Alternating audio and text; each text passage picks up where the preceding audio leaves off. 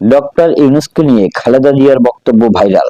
Channel 3 বাংলার এই পর্বে থাকছে বিস্তারিত। অন্তর্বর্তী সরকারের প্রধান উপদেষ্টা ডক্টর মোহাম্মদ ইউনূসকে নিয়ে খালেদা জিয়ার একটি পুরানো বক্তব্য সামাজিক যোগাযোগ মাধ্যমে ভাইরাল হয়েছে। এখানে দেখা যায়, বিএনপি বিরোধী দল থাকা অবস্থায় 2010 সালে বেগম জিয়া জাতীয় সংসদে বক্তব্যটি দিয়েছিলেন বলে জানা গেছে।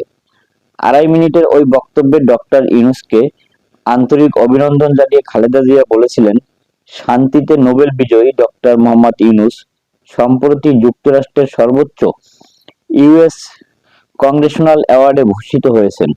এজন্য জাতি হিসেবে আমরা গর্বিত। সাবেক প্রধানমন্ত্রী বলেছিলেন, তবে স্বদেশে তিনি ডক্টর ইউনূস যেভাবে নিগৃহের শিকার হয়েছেন তা সত্যি দুঃখজনক।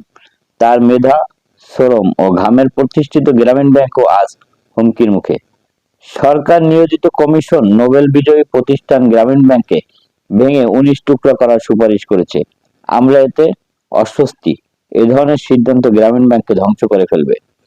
গ্রামীণ ব্যাংকে সরকারি হস্তক্ষেপের প্রতিবাদ জানিয়ে ওই দিন খালেদা জিয়া আরো বলেছিলেন, ক্ষুদ্র ঋণের মাধ্যমে নারী ক্ষমতায়নে এই ব্যাংক গুরুত্বপূর্ণ ভূমিকা পালন করে চলছে।